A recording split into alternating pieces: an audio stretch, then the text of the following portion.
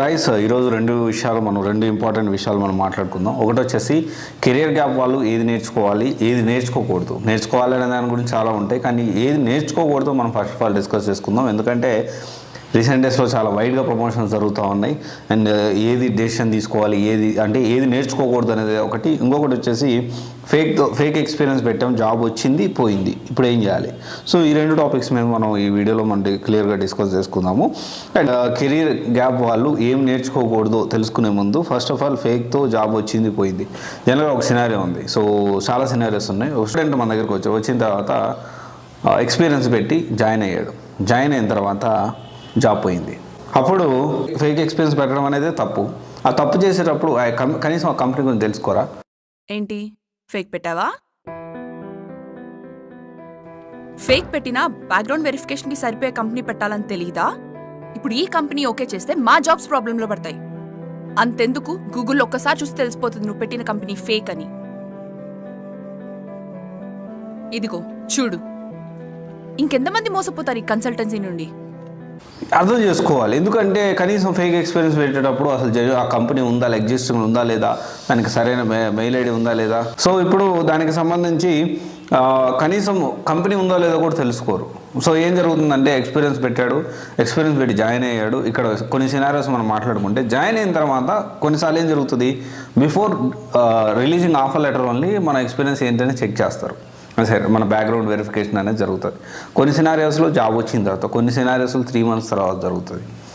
And కొన్ని సినారియోస్లో చాలా అర్జెంటుగా తీసుకొని ఉంటారు. వాళ్ళ ప్రాజెక్ట్ అయిపోయి 4-5 months అయిపోయినాక వర్కౌట్ అవుతుంటే ఉంచుతారు. 6 months తర్వాత అప్పుడు బ్యాక్గ్రౌండ్ వెరిఫికేషన్ చేస్తారు. ఇక్కడ ప్రాపర్ ప్లానింగ్ ఉండాలి. ఎక్స్పీరియన్స్ పెట్టి ఏ కంపెనీ తీసుకొస్తున్న ఫేక్ జాబ్ వచ్చింది పోయింది, ఏం జరుగుతుంది, టెర్మినేషన్ చేశారు అనుకుందాం. చాలామంది రీసెంట్ డేస్లో బ్యాక్గ్రౌండ్ ఇది బెంచ్ మీద ఉన్న వాళ్ళు జాగ్రత్త టెర్మినేషన్ చేస్తున్నారంటే ఇంకోటి వస్తాడు బయలుదేరుతాడు. ఏంటంటే ఇక్కడ ఏం కాదు పెద్ద ఏమవుతుంది, బెంచ్ మీద ఉంటే మంచిగా రిలీవింగ్ లెటర్ ఇచ్చి పంపిస్తూ ఉన్నారు, ఇంకేం ప్రాబ్లం ఏంది. సో బెంచ్ మీద ఉంటే మోస్ట్ ఆఫ్ ద టైం అలాగే జరుగుతుంది. కానీ కొన్ని సినారియోస్లో ఏం చేస్తారంటే, ఎక్కువ సినారియోస్లో మనం మాట్లాడుకుంటే ప్రజెంట్ నీ బ్యాక్గ్రౌండ్ వెరిఫికేషన్ అనేది రీచెక్ చేసి నీదే తప్పు ఉంది, ఇమ్మీడియట్గా రేపటి నుంచి నువ్వు మానే అని చెప్పిన పరిస్థితులు చాలామంది ఉన్నాయి. చాలామంది ఆ విధంగా టెర్మినేషన్ లెటర్తో బయటకు వచ్చారు. ఏం చేస్తారో ఆ ఎక్స్పీరియన్స్ సర్టిఫికేట్ అని ఆ కంపెనీలో ఏదైతే వర్క్ చేశారో అదంతా మీకు వేస్ట్ అయిపోతుంది. ఏం చేయాలి అలాంటి వాళ్ళు? ప్రాపర్ ప్లానింగ్ చేసుకోవాలి. ఎంఎన్సీలో ప్రిఫర్ చేయొద్దు. స్టార్టప్ కంపెనీస్, ఏమేమి స్టార్టప్ కంపెనీస్, యూనికార్న్ కంపెనీస్ ఉన్నాయి. సో నేను ఒక list of companies, unicorn companies ఏమైనా కూడా నేను చాలా డీటెయిల్గా వీడియో చేస్తున్నాను. ఆ కంపెనీస్లో ఎత్తుక్కోండి. మీకు ఇంకా టాలెంట్ ఉంటే చాలు, కష్టపడితే చాలు. ఇంకొకటి ఏంటి అంటే, ఇవన్నీ తెలుసుకోకుండా నాకు ఎంఎన్సీలోనే కావాలి, 15 లక్షల జాబ్ కావాలి, 15 లక్షల ప్యాకేజ్ కావాలి, ఒక 20 లక్షల ప్యాకేజ్ కావాలి. సో ఈ విధంగా ఆలోచిస్తూ ఉంటారు అనమాట. So which is not correct. ఇంకొక విషయం ఏంటి అంటే, we cannot discuss many things with others. Main important ఏంటంటే, ఫేక్ జాబ్ వచ్చింది తర్వాత పోయింది. మీరు చేయాల్సిన పని ఏంటి అంటే, పక్క వాళ్ళతో ఎప్పుడు డిస్కస్ చేయదు. అట్ ఎనీ కాస్ట్ బాగా నమ్మకస్తులు, బాగా దగ్గర వాళ్ళు అయితేనే మీరు వాళ్ళతో డిస్కస్ చేయండి. దాని దగ్గర సొల్యూషన్స్ అనేవి మీరు వాళ్ళ దగ్గర ఇన్పుట్స్ తీసుకోండి. కెరీర్ గ్యాప్ వాళ్ళు చేయకూడదు, ఏది నేర్చుకోకూడదు. సో జనరల్గా ఫస్ట్ పాయింట్ ఏంటి అంటే, ఏం నేర్చుకోకూడదు. ఎందుకు నేర్చుకోకూడదు అంటే, ఎక్కడ దొరుకుతారో మనం తెలుసుకోవాలి. సో చాలామంది మెయిన్గా దొరికేది కెరీర్ గ్యాప్ వాళ్ళు ఫేక్ ఎక్స్పీరియన్స్ పెట్టినప్పుడు దొరికేది ఎక్కడంటే కేటీ సెషన్స్లో దొరుకుతారు. నాలెడ్జ్ ట్రాన్స్ఫర్ చేసేటప్పుడు ఖచ్చితంగా చాలాసార్లు దొరికే అవకాశాలు ఉన్నాయి.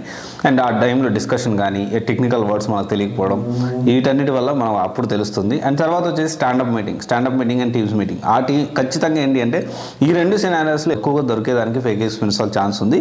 అండ్ కొంత మీరు తడబడ్డం కానీ, మీ బిహేవియర్, ఇది యాటిట్యూడ్, భయపడడం కానీ, ఇవన్నీ చూసిన తర్వాత ఏంటి అంటే, వాళ్ళు ఇంకా మీ వెనకాల పడి మీ పక్కనే కూర్చొని మిమ్మల్ని ఫోర్స్ చేస్తూ ఉంటారు అనమాట. అది చేయండి, ఇమీడియట్గా ఇప్పుడే చేయండి, అలాంటి పరిస్థితులు. ఎందుకంటే మీరు జెన్యూనా కాదని తెలుసుకోవడం వాళ్ళ ఉద్దేశం. కొంచెం హెరాస్మెంట్ కూడా జరిగేదానికి అవకాశం అయితే ఉంది. అండ్ దెన్ టూల్ సైడ్ వెళ్ళాలి, టూల్ డెవలప్మెంట్ సైడ్ వెళ్ళొచ్చు, ఫ్రెషర్గా వెళ్ళొచ్చు. కాకపోతే ఏంటి అంటే 2018 వరకు మెయిన్గా జావా అనేది బేస్ చేసుకొని మీరు ప్లాన్ చేసుకోవచ్చు. అప్పుడు మీకు ఫ్రెషర్గా అవకాశం ఉంటుంది. కానీ అదే కేసులు కాకుండా అందుకంటే ఎక్కువ గ్యాప్ ఉంది, అందుకంటే తక్కువ గ్యాప్ ఉన్నా, ఎక్కువ గ్యాప్ ఉన్నా, మ్యాక్సిమం ఏంటి అంటే డెవలపర్ సైడ్ కెరీర్ గ్యాప్ ఉంటే ప్రిఫర్ చేయకపోవడమే కరెక్ట్. కెరీర్ గ్యాప్ ఉన్న వాళ్ళు అటువైపు అసలు నేర్చుకోవద్దు, అంటే టైం వేస్ట్ అవుతుంది.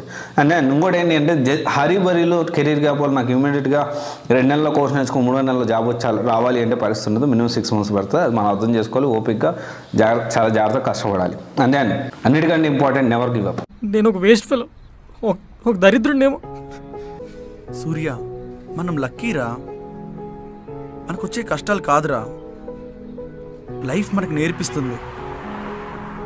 ఒక్కసారి ఆలోచించు, నీ లైఫ్లో ఏం జరిగిందో. సూర్య, మనకి దెబ్బలు తగులుతున్నాయంటే మనం స్ట్రాంగ్ అవుతున్నామని అర్థం. లైఫ్ ప్రతి ఒక్కరికి ఛాన్స్ ఇస్తుంది సూర్య. ఆ టైం దాకా ఎవరైతే నిలబడతారో వాళ్ళే సక్సెస్ అవుతారు. ఇట్లాంటి పరిస్థితుల్లో కూడా గివ్ అప్ అనే మాట మీ దగ్గర రావద్దు. పరిస్థితి ఏదైనా కావచ్చు, రైట్, పరిస్థితి ఏదైనా కావచ్చు, ఎలాగైనా ఉండనివచ్చు. ఆల్వేస్ ఏంటి అంటే చాలా కష్టపడడం, రిజల్ట్ అనేది ఇంకా రాలేదు. ఇన్ఫ్యాక్ట్ ఏంటంటే ఆ రిజల్ట్ కోసం ఎవ్రీడే వెయిట్ చేస్తూ ఉన్నా. బట్ ఎంత వెయిట్ చేస్తున్నానో అంత ఓపిక్గా వెయిట్ చేస్తున్నా. ఎంత ఎక్కువ కష్టపడ్డానో అంత ఓపిక్గా వెయిట్ చేస్తూ ఉన్నా. అండ్ అంతేగాని ఎలాంటి పరిస్థితులు కూడా అయిపోయింది. ఇప్పుడు ఏంటంటే జీవితం ఎలా ఉంటుందంటే, మీరు ఎన్ని ప్రాబ్లమ్స్ అన్నా రానియండి, గుర్తుపెట్టుకోండి, ఎన్ని ప్రాబ్లమ్స్ అన్నా రానియండి, ఎట్లాంటి సిచ్యువేషన్ అయినా కానీ నెవర్ గివ్ అప్. ఓపిక్గా కష్టపడడం నేర్చుకోండి, ఖచ్చితంగా రిజల్ట్ అనేది వస్తుంది. లైఫ్ అనేది ఎప్పుడు కూడా ఓవర్ పీరియడ్ ఆఫ్ టైంలో మారుతుంది, కానీ ఓవర్ నైట్లో ఎప్పుడు మారదు. రాత్రి కలగరంగానే పొద్దున్న ఏది అయ్యే పరిస్థితి ఉండదు. చాలా చాలా చాలా ఓపిక కావాలి. కొంతమంది చాలా కష్టపడి డే అండ్ నైట్ కష్టపడి కోర్స్ నేర్చుకొని 100 ఇంటర్వ్యూలు 150 ఇంటర్వ్యూలు అటెండ్ అయ్యి ఉంటారు. గుర్తుపెట్టుకోండి, జాబ్ వచ్చే వరకు అది 200 కావచ్చు, 1000 కావచ్చు, 2000 కావచ్చు, ఎన్ని ఇంటర్వ్యూలను అటెండ్ అవ్వగలగాలి, ఆ ఓపిక మీకు ఉండాలి. సో అల్టిమేట్ బిగ్గెస్ట్ వెపన్ ఏంటి అంటే పేషెన్స్. పేషెన్స్ కంటే, ఓపిక కంటే మించిన వెపన్ అనేది లేదు.